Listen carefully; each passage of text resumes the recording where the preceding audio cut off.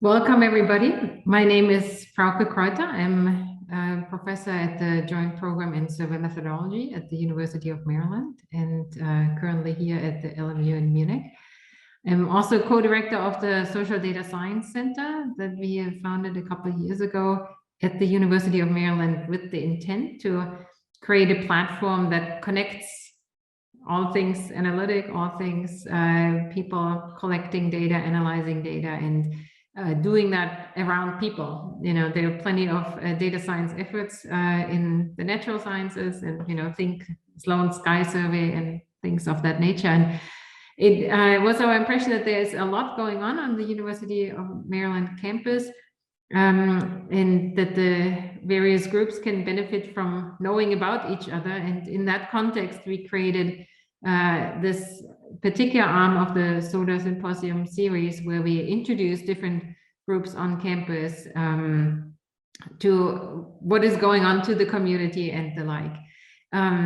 We have a recording going of this webinar and hope that's okay for everybody. The reason we do this is that a lot of people, in particular towards the end of semester, can't attend these live, but would love to see the recordings later on, and they will be made available on our website. You see on the bottom here in the middle, and after 2 years into the pandemic, hardly anyone needs an introduction to that, but there is a Q&A feature, and please do type in your questions as they come along. We have 4 presenters, and we'll have them present in a row so that we can hear from each of them. And then we'll have at the end time to go through the questions that came up during the webinar. So with that, it's a great pleasure for me to introduce a team from the Smith Analytics Consortium, from the RH Smith School of Business, which is a SoDa affiliate organization, one of the many teams we try to bring in our tent here. And we'll start hearing from them with introductory words from Wedad Elmaghraby, who is Dean's Professor of Operation Management at the Robert H. Smith School of Business here in Maryland. She does research on the interface of operation management, economics, and behavioral decision-making. This includes online auctions, business-to-business secondary markets, online platforms, sustainable business paradigms, and the like. And she has a ton of positions that are not all going to list here. You will find her easily on the website to look that up, but she is serves currently as the advanced professor at the Smith School and co-directs the Smith Analytics Consortium, together with Wendy Moe, who will speak also. She's assistant dean of master program deans, professor of marketing, and, as I said, co-director of the Analytics Consortium. She is an expert in online and social media marketing with the focus on analytics, something that we all sort of try to do. And, it's always fun for me to hear that we have experts on campus who could tell us how to do this better. To highlight a few of her products, she does research on web analytics, or her research on web analytics was the foundation for Net Conversations Incorporated, doing this sort of at scale. It's an early innovator in the area of online data collection and analysis, so squarely within what we want to do in SoDa. And she was also part of the founding team that brought the company from the start to the acquisition. She does a variety of things in addition to this kind of research, including being expert witness and litigation on consumer-related online behavior. I already have my question marked here for you, Wendy, because we do research on privacy and online topics. I'm curious to hear more on those lawsuits. Then we hear from Ashish Kabra, who is an assistant professor of decision operations and information technologies. He is expert in using large-scale observational data to perform causal inference, so the link to our economics and social science participants. In this case here, in the context of online marketplace design and micro-mobility. Here, micro-mobility, including things like design of bike share systems and congestions of online marketplaces, environment, the performance of online grocery retail models and the like. So lots of interesting things to come up here. And then we will hear from Margaret Bjarnadottir, trying to learn Icelandic here on the fly, who is an associate professor of management science and statistics at also at the Robert H. Smith School of Business. Her research is focused on data-driven decision-making, combining both traditional operational research approaches with machine learning. And the main focus of her work is on healthcare, but she also applied her analytic models in the context of finance and sports, using all kinds of outlets for her work, HBR, Forbes, BBC, and HR, and the like. They have covered her work, so you can find her there, but you can also find her in the classroom because she's very active in teaching quantitative modeling and data analytics at the graduate level, in the classroom, online, and well, now we're online. So let's hear from you, and I turn it over to Wedad, and looking forward to the presentations. Thank you very much, Frauke, for the introduction. And I'm here just to give a very quick overview as to who we are with regards to the Smith Analytics Consortium. I'll just try to keep my comments to under 5 minutes, or my explanation. So the Smith Analytics Consortium, it has a mission really to highlight the role of analytics across all business domains. And we try to inspire, facilitate innovation in the discussion of analytics across faculty, practitioners, and students. And we do this by trying to host research initiatives as well as support co-curricular activities for our students, and both within the Smith School and campus at large. I just wanted to show you this website because if you wanted to get more information about the Smith Analytics Consortium, which I hope you will want to do, you can find us on the Smith School website if you just write in Smith Analytics Consortium. But let me just take you through very quick slides I have. And when I try to think about who we are and what we do. So this is an initiative that's run by Margaret and myself, where we're really trying to create an ecosystem that we can bring together industry partners, faculty, and students to explore analytics. Because we truly believe analytics is everywhere. And our particular lens is analytics within the business domains. So how do we support this? When we think about bringing in our faculties or faculties from across campus, we host a series of research webinars and networking events. For our students, we host series of lunch and learns where they can really understand how analytics arises across a range of professional domains. We try to identify and sponsor experiential learning projects within our classroom. And then we give our students an opportunity to do this intensive data-thon. It's actually open to the entire campus. And I think we've had many students from computer science, engineering, and the iSchool participate.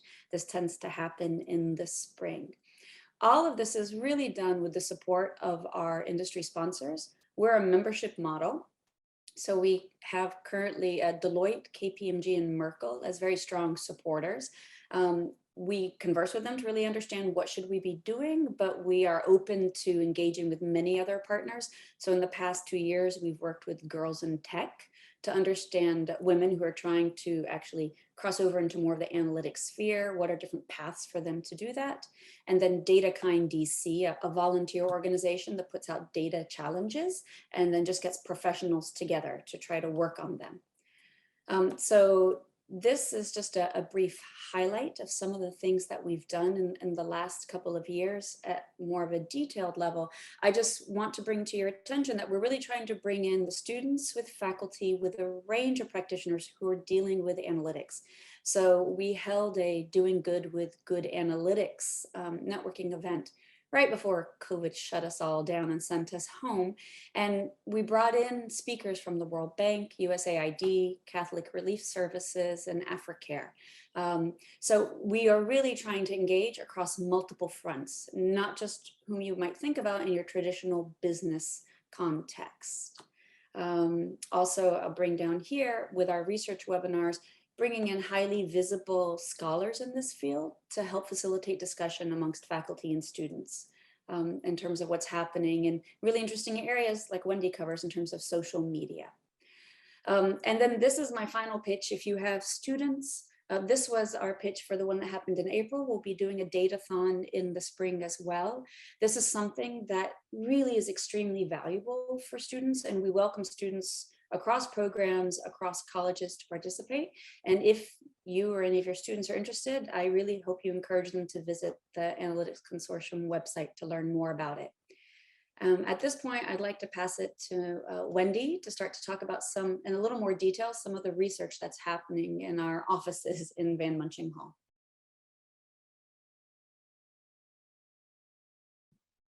Thank you, Wedad. Let me just get my slides queued up.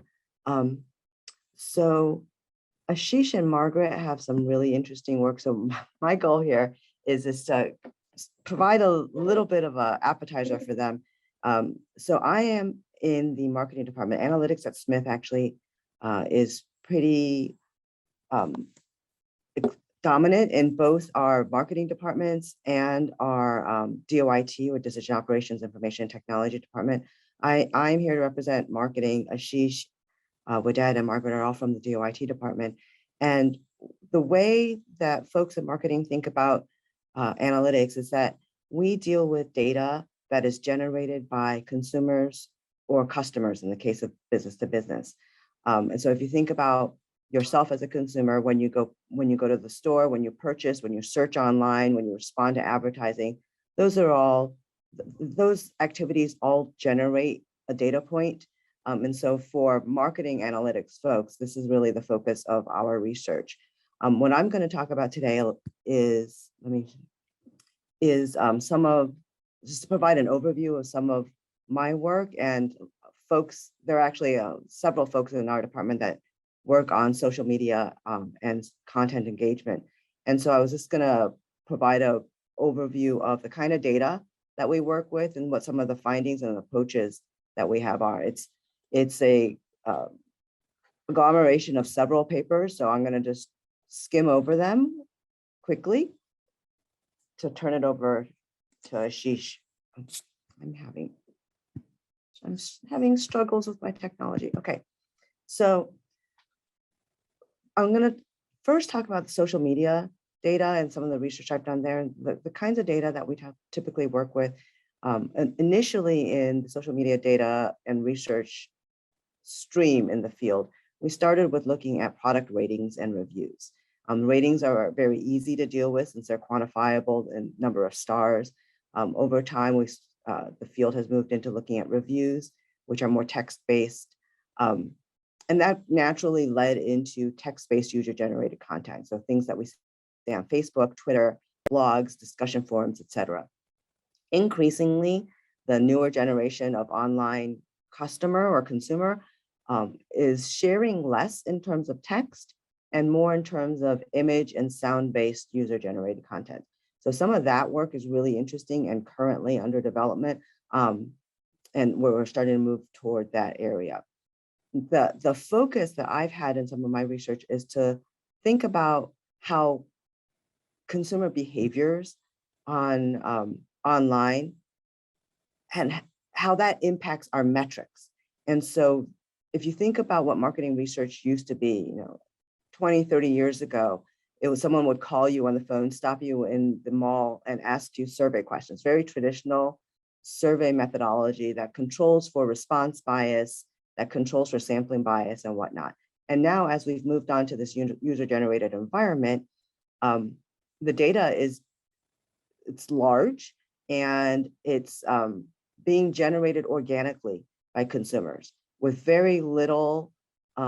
And when companies look at this data, there's very little thought to selection biases, to response biases, et cetera. And so that's been the focus of my research. So how do we take this very large, unstructured, organically generated body of data and make it cleaner to be informative of things that firms and marketers are interested in, like how well our brand is doing, how are there issues with our brand over time, how do we benchmark across other companies, et cetera.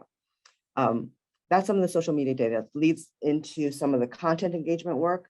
And so I wanted just to spend a little bit of time on each of these areas. And so a couple of empirical generalizations that we found with the social media data is that consumers tend to be more likely to post when their opinions are at the extremes, whether positive or negative.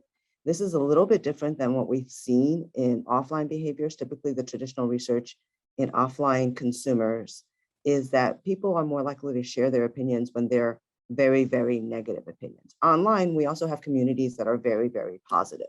And this is a difference from what we've seen and things that we need to think about when we look at the data. There's another empirical trend that we see, and that's one of declining product ratings over time. So opinions, not only do they get more extreme over time, but we also see that if you look at ratings and sentiment over the life cycle of a particular brand or product, there's a pretty systematic decline. There have been a couple of theories that have been proposed to deal with this. So one is the product life cycle theory, that it's just naturally part of the product life cycle because you have different consumers in the beginning of a product's existence versus those at different ones at the end. There are other theories that it's a preference matching problem, that when you have more and more commentary online, it's harder for consumers to find other like-minded consumers, and so they make poor decisions by reading the ratings and reviews.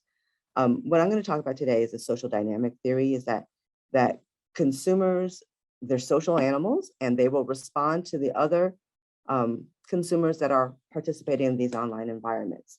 And that generates this dynamic. And specifically, so if you think back to survey methods, you've got people, the selection effect down here on the lower left, but there's also, in survey research, it's more response biases. I'm going to call it an adjustment effect, where people will say things that may not necessarily reflect their underlying opinions based on what other people in the community are saying. And so the data we looked to study this this is early data that covered over 10,000 consumer ratings, over 1,800 products contributed by almost 5,000 individuals. And so we were able to look at repeat ratings behavior, how ratings changed depending on what others have previously said in the environment. And so, like I said, over time, we tend to see averages decline and the variance in ratings increase. And when we identified two groups of consumers, you had one group that were very, very active, participated in across a lot of communities, and they tended to be more negative, and they tended to like to participate when there was a lot of variance in communities. We also had a set of low involvement consumers, and these were the larger group of consumers where they posted less frequently. They did not post when there was a lot of disagreement. They tended to be more positive. And over time, when these two individuals interacted, and we were able to demonstrate this in the data and also in simulations, what you see is that the activists become more active and the low involvement people would remove themselves from the conversation. And at the end, even if we started a community that was well balanced between these two segments of the population, over time, a community became dominated by the activists and the low involvement folks would leave. If the activists are more negative and more contentious, you can imagine what that says to that online community, that social media community. So over time, we get these communities that have very extreme opinions that are very dissentious in nature. And then we showed this in a product environment, but you can imagine how that would translate to other more general social media environments. In a different study, we looked at data across venues, not just a review site, but across Twitter, Facebook, discussion forums, blogs.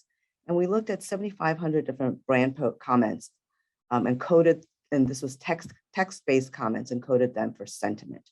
And what we found is that if you averaged across these different venues, we get this average sentiment number that is a little erratic and does not line up with any of the traditional controlled brand surveys that these companies conduct.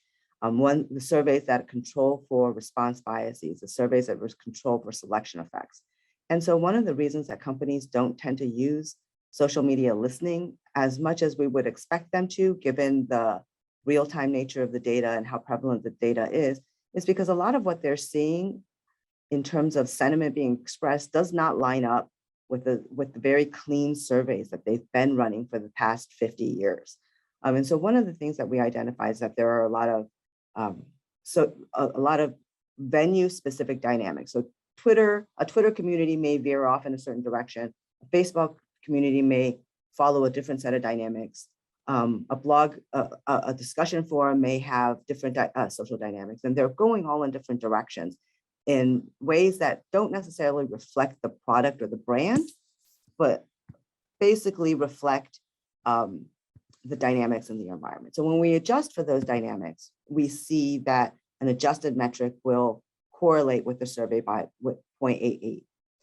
Whereas if we looked at other metrics that are just extracted from the data, we see much poorer correlations. In another study, I'm just going to really quickly, this is probably one of the bigger studies that we've looked at across Facebook brand pages, over 3,000 brands, 11 million brand posts, 205 million unique users, and over 1 billion user comments. We noticed that some people generally are more positive, whereas other people are generally more negative. And that distinction also biases some of the data that we could extract. So without controlling for those biases in our social media data, we do see metrics that are not necessarily reflective of what we're trying to measure, which is how do people really feel about our brand? What's the underlying consumer sentiment? And so we've built models to control for that. And I'm going to skip over this. This is some of the more recent work that looks at content engagement. And I just want to touch on this because I find this so interesting. I'm still trying to work through this in my own head to some extent. And we're looking at how consumers engage with news articles or any sort of white paper type of content. And the data we have is really interesting. It looks at scrolling behavior. And so for a collection of 35,000 news articles, we've had 650,000 consumption events, which is a user news article combo. And we see their behavior, how they interact with the news content. So as people are scrolling, we can see that scroll window, what's visible. And so we model what's the probability of scrolling on to the next paragraph, et cetera, as a function of the content that they've seen in the previous paragraph.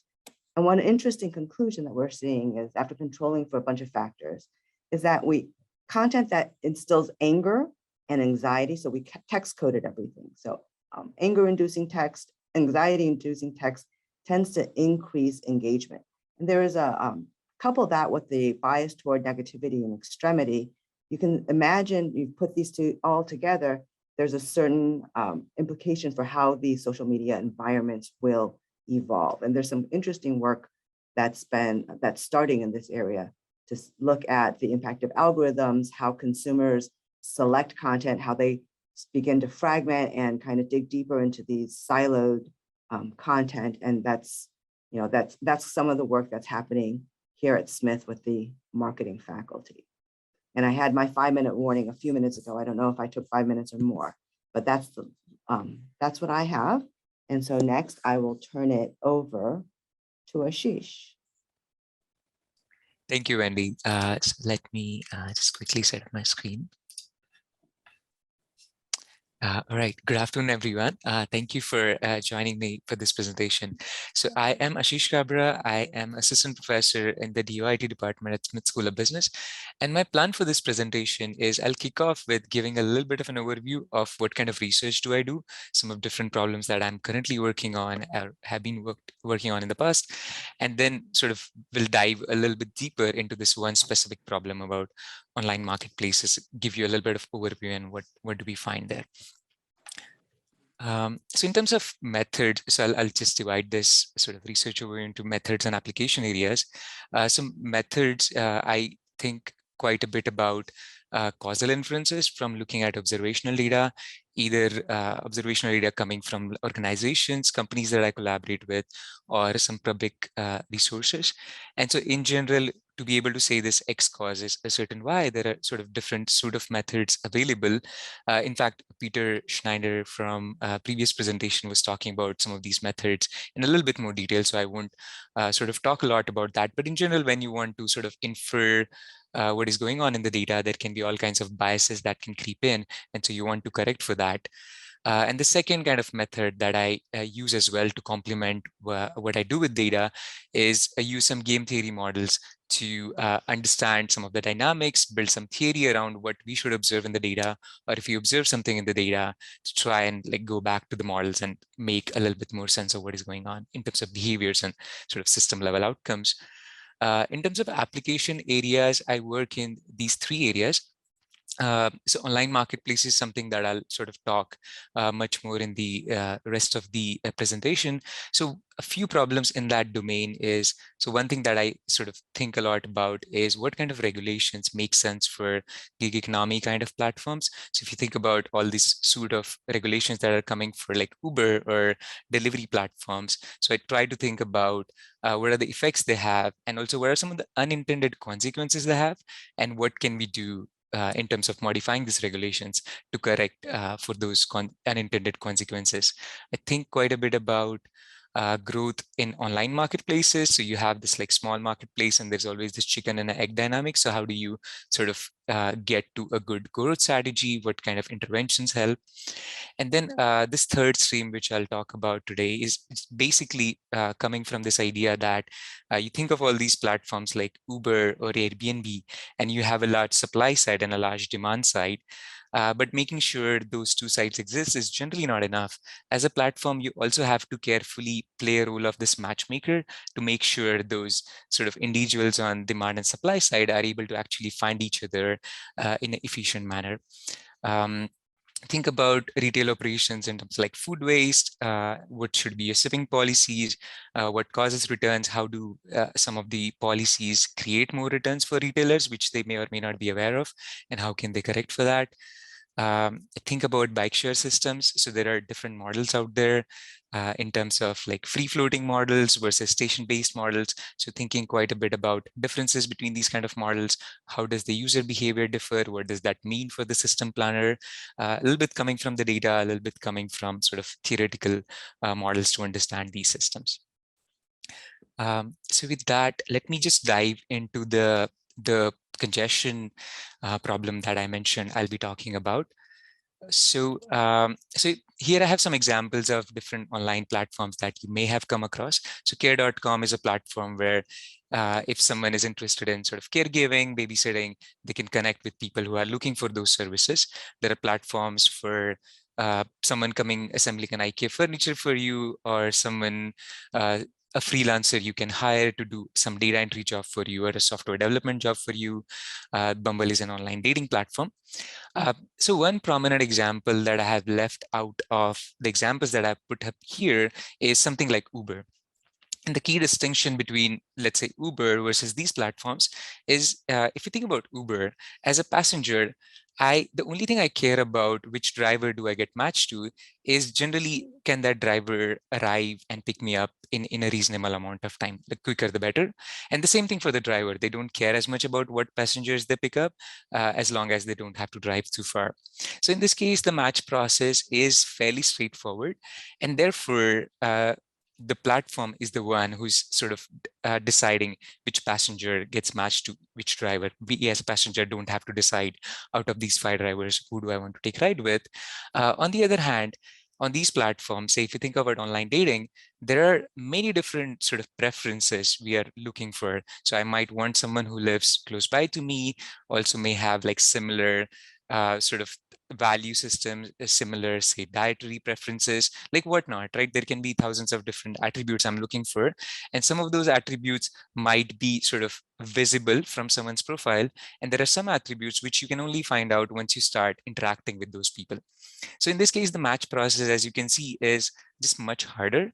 And therefore, the platforms are not the one who are usually deciding who to get matched to whom, but it's basically the users who are going through sort of bunch of suggestions and figuring out who do they want to connect with and stuff like that. So in general, this kind of process, matching process, is called decentralized matching. And the key reason for that is there is this vetting involved before a match can actually takes place, and the onus of the vetting is on the users. So I sort of like building onto this thought and the online nature of these marketplaces, I'll sort of showcase how can that lead to sometimes inefficient outcomes. so thinking about sort of online platform, let's say online dating platform. So we know that a lot of these platforms are actually sort of very easy to use. There is a very little cost of signaling someone that you're interested. Like if you think about online dating, it's a simple swipe left or swipe right. If you think about online labor platforms, it's a very simple application and what price you're willing to charge and so on. And so that seems to be generally a good feature about these online marketplaces, the fact that it's so easy to access like millions of options out there. However, the specific examples that I mentioned before, some of the real world constraints still apply. Right? So even if you're sending out a bunch of applications, bunch of interest, there are only so many software development jobs you can take on as a freelancer, or there are only so many people you can date at the same time in a sort of a dating context and things like that. So this low cost of applications, resulting in many applications combined with this limited capacity, can actually create this sort of burden on the receiver side, where you get all these interests, but you're not really sure who of them are really interested in getting connected with you, who are really fit in terms of, like, let's say, looking after your baby, because they haven't done their part about sort of filtering out who should they apply and who should they not apply to. And so the vetting part can actually fall a lot on the receiver side, which can result in this costly search. You have to go through tons of applications now without really knowing who is going to work out and not work out. And as a result, basically this low cost of applications, which seem like a good feature, but because of this costly search process, can in fact result in a low match rate or low quality of match. And that is often observed in sort of like dating platforms or online labor markets, that the chance that a job actually gets filled is generally not as high as it could potentially be. So in this context, what we think about, or what the specific project thinks about, is that because this low cost of applications is creating this costly search process and inefficient outcomes in the first place, can we sort of try to make the application process a little bit more costlier? And can that sort of this counterintuitively make the platform a little bit better? So that is the perspective we take here. And so one more thing we think about is, in general, these marketplaces are complex. There are different pockets which potentially can behave very differently. So for the next part, I'm going to think just much more about data from an online labor platform. And so there are some very simple jobs, like someone can sort of, someone needs to get a data entry job done. There's tons of sort of supply available out there. Whereas there are some high value jobs where, let's say, you need some expert legal advice, and the effect of this intervention can actually differ. And so that is one thing we think about. So I briefly mentioned that I'll be thinking about an online labor platform. There are employees or clients who post jobs. There are freelancers who apply. They would typically also specify what price they're willing to charge, a cover letter describing what their skills are, and things like that. So the treatment that we study for such a marketplace is basically the following. So it's a very large scale marketplace. We basically study sort of millions of job postings, millions of unique freelancers, and so on. And so specifically in the before period, the way the platform works is every freelancer gets 60 free tokens per month. So that's the internal currency. And they have to spend 2 tokens to make every single application. In the after period, the freelancers in roughly 30% of the market were given 0 free tokens per month. So basically, for them to apply, they had to buy tokens, and the tokens started costing them 2, 4, or 6 per application, depending on the job value of the job. And so I have only a few minutes left. So I'll just give you sort of a quick overview of what we find broadly, how it affected the low end of the market, the high end of the market, and leave some more time for Q&As later. So the method that we use is this differences in differences method, which essentially is a very simple idea. You have a treatment group, you have a control group. We couldn't do a randomized assignment because on most of these online platforms, you have different parts of the market interacting with each other. So what you usually do is just select a few categories, assign them as a treatment group. You select a few categories, assign them as a control group. And what you want to make sure is that those two categories have similar kind of trends. Some platform level changes affect the treatment and control group in a similar manner. And as long as that is satisfied, you can use that to figure out what is the causal effect of doing this treatment on the outcomes. So, so what we do is actually a fairly careful analysis, because we have just tons of data about how do individual freelancers behave, how do clients behave, how does that result in post-level outcomes. But in the sort of interest of time, I'm going to sort of skip over what those individual behaviors look like, and just sort of conclude here so that I leave enough time for Margaret for her presentation. And so what we find is basically the following, that the intervention does have different effects on the low tail of the low sort of low value jobs versus the high value jobs, and a few reasons why that happens. So in general, the number of applications goes down, and in fact, the number of sort of this less serious applications goes down even more. People who have a lot of work committed in the future start applying much less, and that's exactly the thing we wanted, so that that can weed out this unnecessary congestion in the kind of applications the jobs are receiving. So high value jobs benefit from all of this because there is a reduction in the search cost for the clients, and they're able to maintain same match rates, same quality of match. So we are able to sort of precisely measure quality of match as well. On the other hand, low value jobs are worse off because they do see a decrease in the search effort. There is a decrease in applications. However, there is a much more decrease from freelancers who are willing to charge lower prices. And these jobs tend to be very price sensitive. So they, therefore, as a result, they are not able to fill the jobs as frequently as they were able to do before. The quality of match decreases as well. And so the bottom line is basically, by doing this careful analysis, myself in this project, but also platforms in general, can figure out the precise effect your intervention can have in different parts of your marketplace, and then fine tune your intervention to achieve the desired outcomes and sort of not have the unintended consequences. So I'll stop there and hand over to Margaret. Thank you.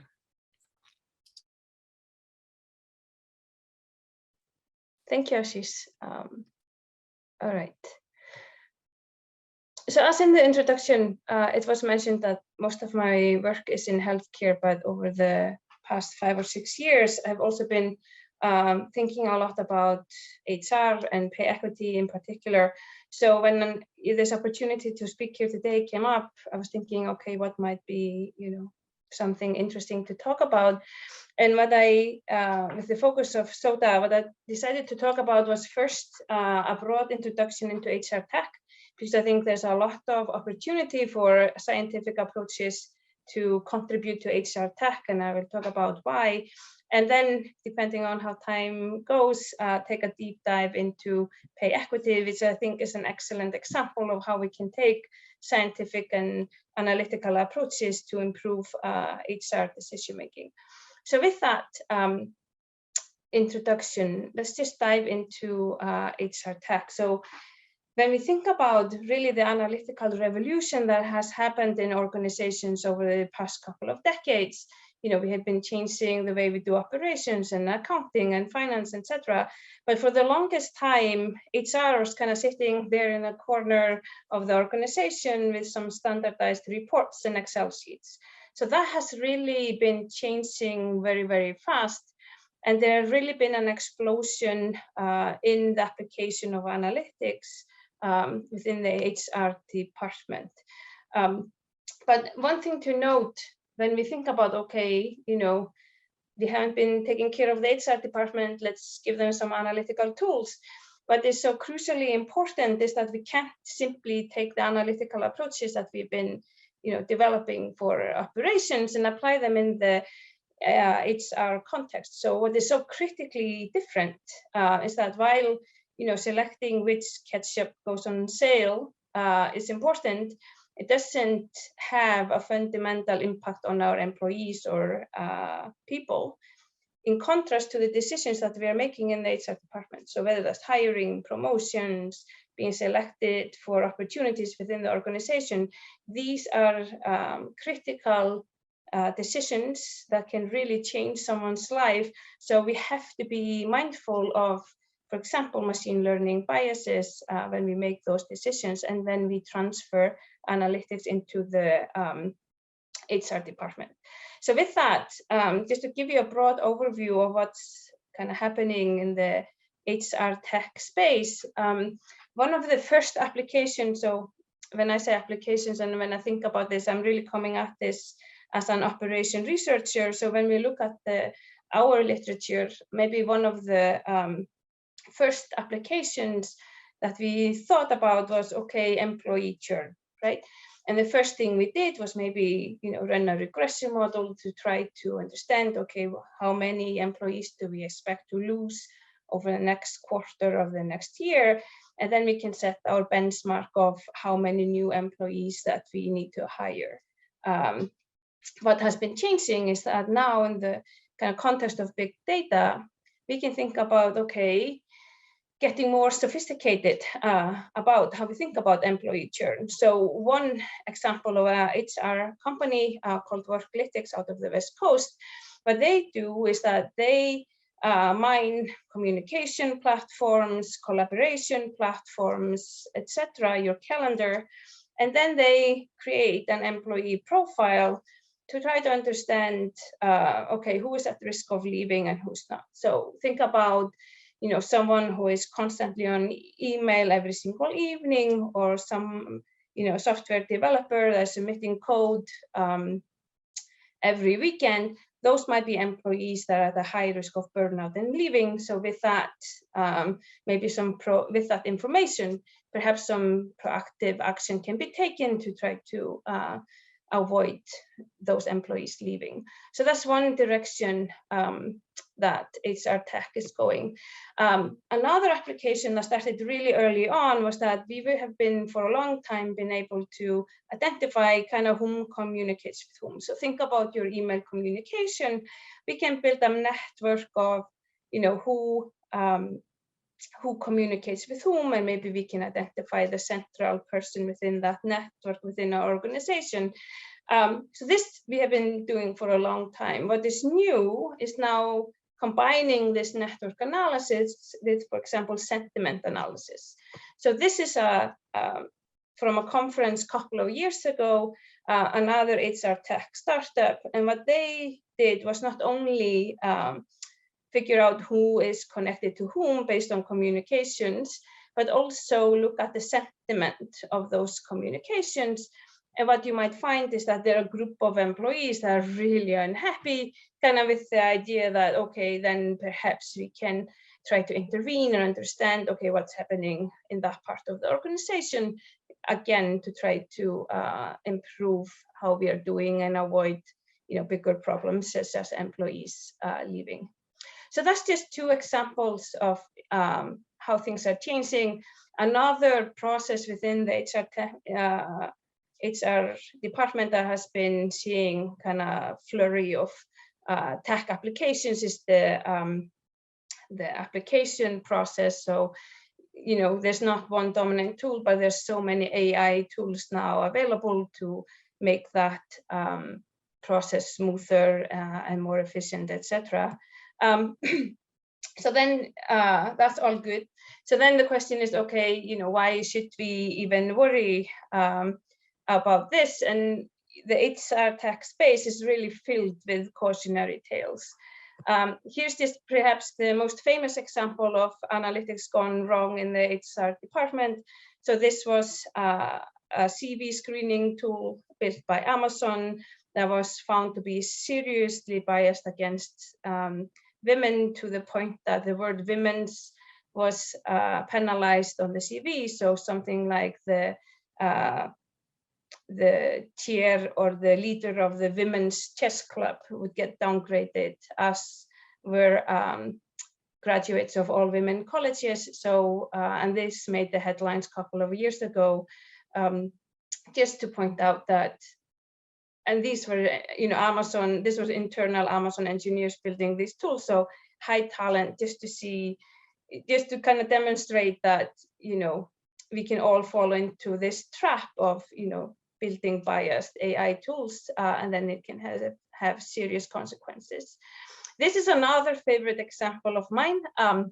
This is a result of a German actually investigation into one of these tools. So this is a tool that takes video of potential future employees and then rates it on a behavioral scale.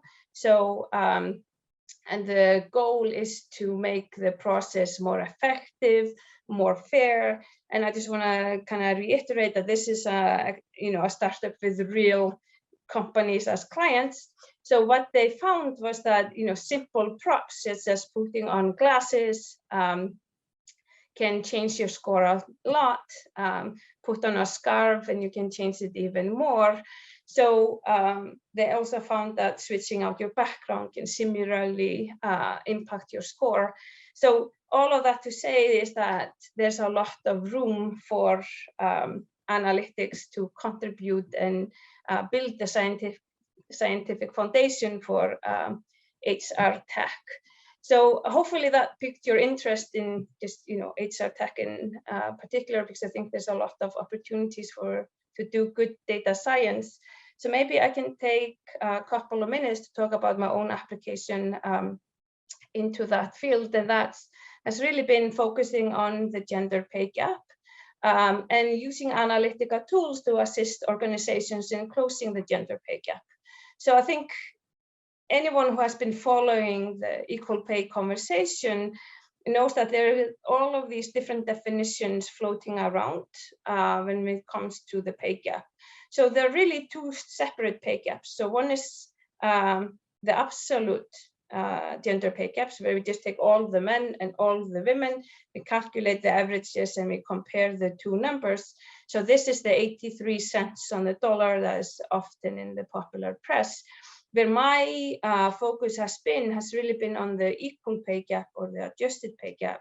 So that's when we look at one organization at a time, and then we ask, okay, after accounting for all the key drivers of pay, so whether that's your job role, your knowledge, your responsibilities, your work environment, after accounting for all of those factors, are then discrepancies that can be attributed to gender or any other demographic feature that then represents bias and potential discrimination, and that needs to be fixed.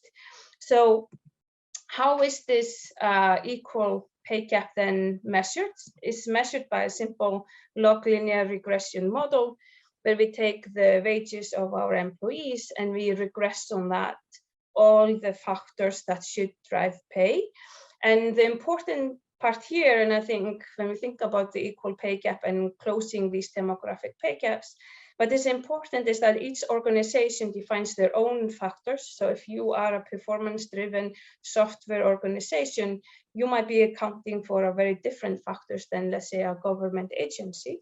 So after tailoring these factors to you, you add your demographic factors, and what comes out of that analysis is then your gender pay gap. So if we keep things simple, I mean, just think about the gender pay gap for this presentation is literally the regression coefficient in that log linear regression that measures the impact of being female on pay. And if that's a negative, well, then the pay gap is in favor of men, and reverse if it's positive. So what I did and what I focused on, and I'm going to give you the 2-minute version of it, is that when we think about an organization that is faced with a pay gap, let's say an equal pay gap, let's say 5%, the question is, okay, how do we fix it, right? And one approach that has actually been taken, for example, by a number of Canadian universities is just to throw up our hands and say, okay, we have a problem. I don't want to dive too deep into it. Let me just assign the same percent raise to every single female most often and get rid of the problem. What we found and what we thought was, okay, we can do better than just assign the same raise to everybody, because it's not efficient and it's not even fair if we define a fairness metric. So what we said was, okay, we have an optimization problem here. What we need to do is to take that measure of the equal pay gap, and we need to drive that below some target. So I'm calling that T my target. And I'm going to do that by assigning some raises. So I'm noting those by delta. I'm assuming that I can't lower any raises. In practice, that doesn't really happen. And then one approach would be to minimize the total cost of these raises. So what we find is that if you solve your equal pay problem using this super nice mathematical formulation, has really nice mathematical properties. I can, describe the optimal solution and characterize it. I can prove that you can't do it any more cheaply, etc., etc., etc. Turns out that this is a terrible solution to implement in practice for all the different reasons that you can read in my paper. So I'm just going to skip that. So what we then do, if we are serious about actually closing the pay gap with analytics, is there are a couple of things. So we need to take that simple, beautiful mathematical formulation and throw it up on, kind of turn it around a little bit. The first one, we need to adapt to the different operational realities of the organization. And that's not too bad. Adds a couple of constraints. It's not actually that costly. We then need to define what we mean by fairness. And there, we all know there's no universal formula for fairness. So you can think about things like underpayment, for example, as one element of that formulation or fairness metric. And then what we repeatedly see in practice when we look at organization is that the bias is not uniformly distributed over the organization. So it's also about taking a look at the organization from a data-driven perspective and understanding, okay, where are the biggest biases, and focus on correcting the pay structure there. So that's how we do it. So we kind of got the quick introduction and the simple example. By doing that, you achieve a couple of different things. So as soon as you start measuring it, you change the conversation within the organization. So you go from, hypothesizing about, maybe, I think everything is fine. We don't really have an issue. And once you take a look at the data and you measure things, it changes the conversation to actually implementing changes and correcting things. You can discover where within your organization the unconscious bias has manifested itself, and you can improve your overall employee happiness and performance. And there's research that shows those two things are linked. So I think I will leave it there. So there are my papers on the topics, and I'm going to steal 15 seconds because I have a lot of data scientists on the line to point out this special call for fairness applications in healthcare. So if you're working in this space, we would love to see the papers. So I think with that, I will turn it over to Dr. Crowther, and I look forward to the conversation.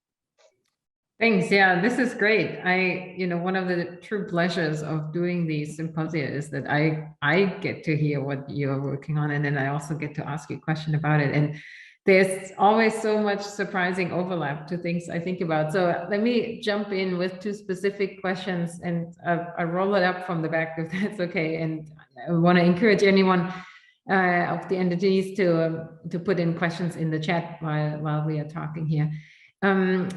The HR, by the way, so fun that I see you referencing the work that the Bavarian radio station here did on these AR videos. I was wondering on the HR tracking that you mentioned to avoid employees leaving, right? That sort of approach of HR tech. Is there a discussion too that the kind of data generated there could how does that relate to the fairness research that you also referenced, both, you know, on the Amazon side and what have you? In the hiring context, I've heard a lot about it, but I was wondering if that's also in sort of what's captured through a work day, because I could imagine that obviously depending on your socioeconomic background, you might need to make compromises on like sitting at your desk while doing the work, or you know what computer you use or what have you. And I was wondering if that debate on fairness also has found its way into that part of the research.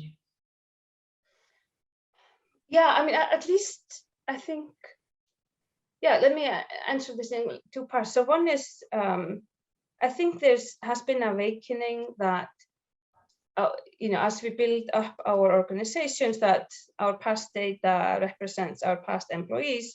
These are most often not reflective of kind of the diverse, more equitable workplaces that we're trying to build.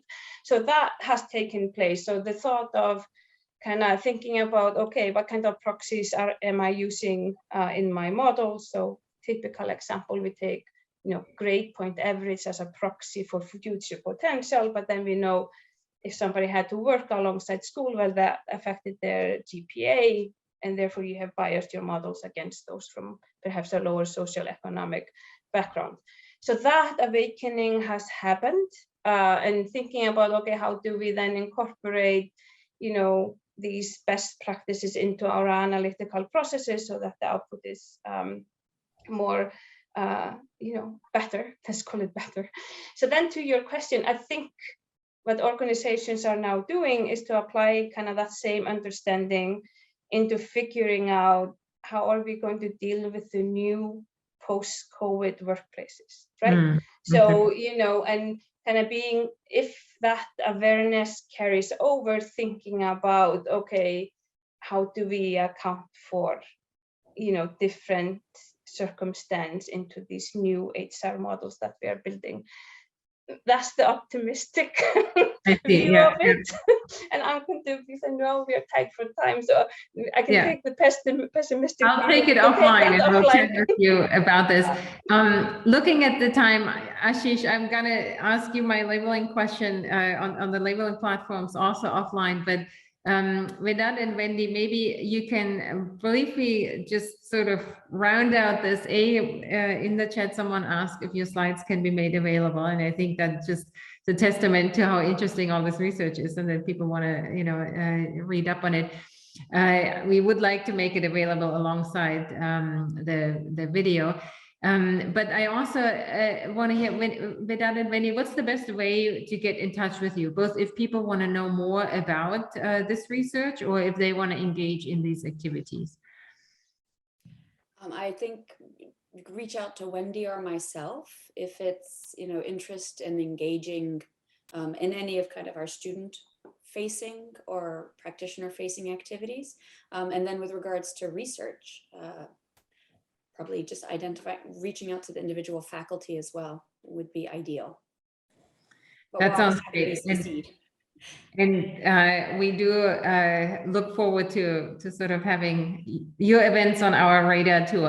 On that note, thank you all again. Unfortunately, we don't have enough time for all the remaining questions that I was sent privately and had noted myself, but I hope to continue this discussion with you guys. And I want to invite everybody who is listening in to join us on February 8th at noon as well to the next SoDa Symposium, where we hear about trustworthiness in social data science and hear more from Katie Shilton and Emmanuel Moss on the Pervade project. So, you know, data ethics was a big piece here in what we heard from Margaret. And in that sense, hopefully a continued discussion across the SoDa events. Thank you again all very much.